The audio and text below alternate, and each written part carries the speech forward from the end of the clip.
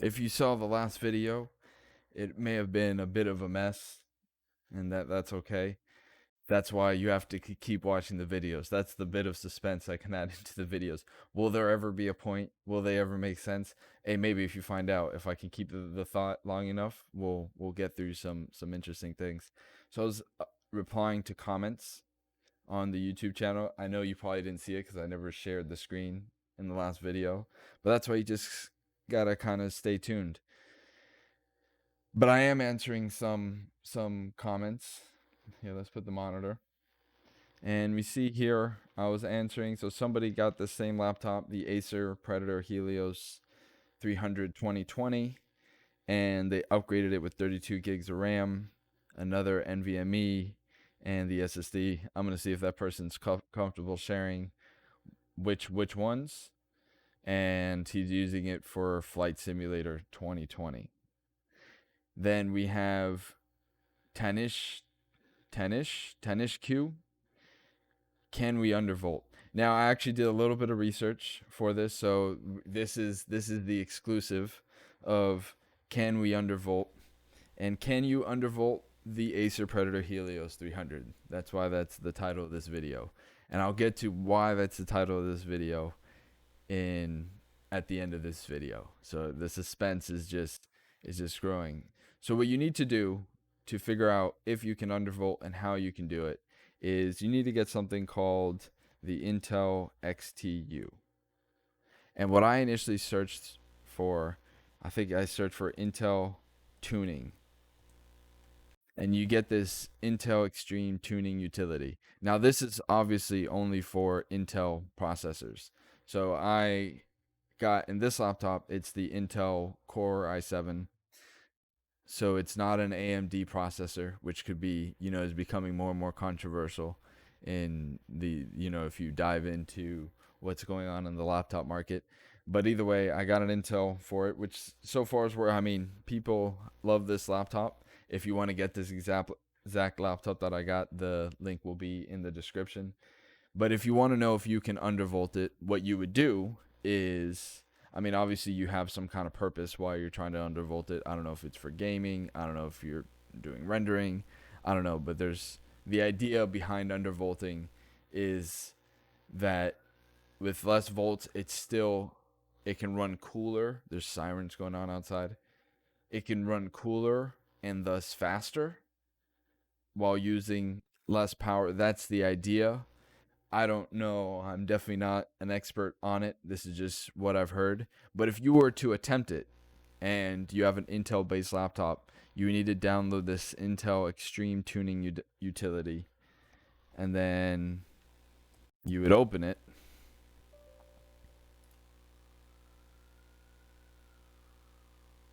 Extreme Tuning Utility.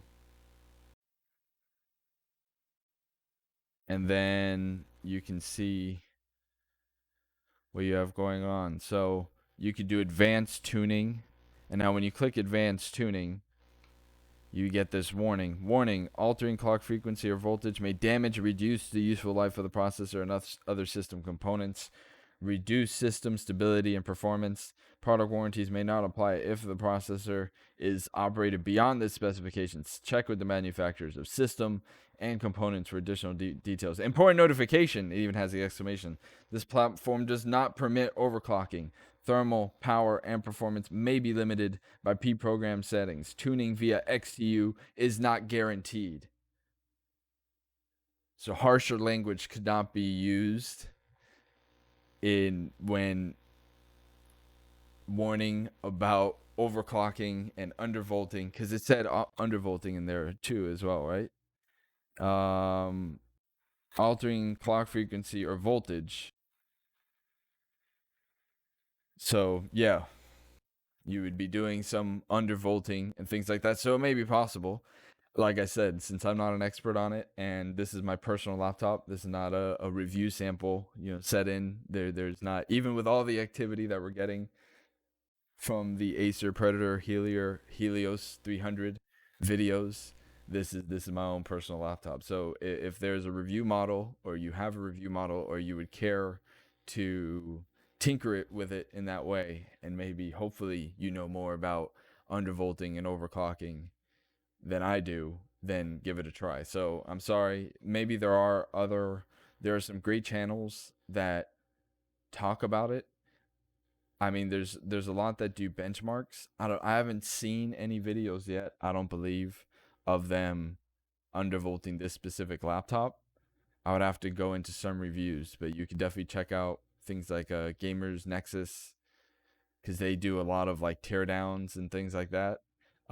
Jay's 2 cents, those kinds of channels, those big tech channels, they may or may not have done it. And on this specific model, I don't know. I know the channel Ben G Kaiser. He's doing some great reviews, uh, comparing this laptop to other laptops. So you should definitely go watch some of his latest videos. You see, even just 9 hours ago,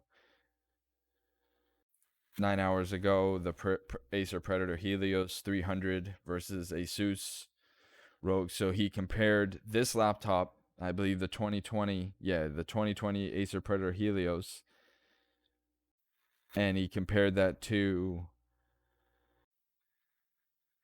well, recently, let's see, let's go into his actual videos. So we see he did the 2020 Acer Predator Helios versus the Asus TUF A15. Now that I would definitely recommend going to watch that video, because it's going to give you the best assessment. I'm putting together a review for this laptop, but I just keep learning more about the laptop market, and I hope these 10-minute videos at least help you learn something. I mean, at least that I've learned. So they do a great test, and like I said, why was getting an Intel maybe a controversial move? Well, it's because of these laptops that are coming onto the market, like the Asus TUF A15. And go watch this video, you'll get the full synopsis. But basically, the synopsis of that laptop versus the other laptop is the Asus TUF is generally faster for a lot of activities, a lot of definitely multi-core activities like rendering and things like that. The Intel, at least lately, is slightly faster in the video export. Let's see. So the Geekbench, the Ryzen goes above it. In the Photoshop, the Asus TUF is faster. Now, where it was excelling was in the Intel version, there was less drop frames, I believe.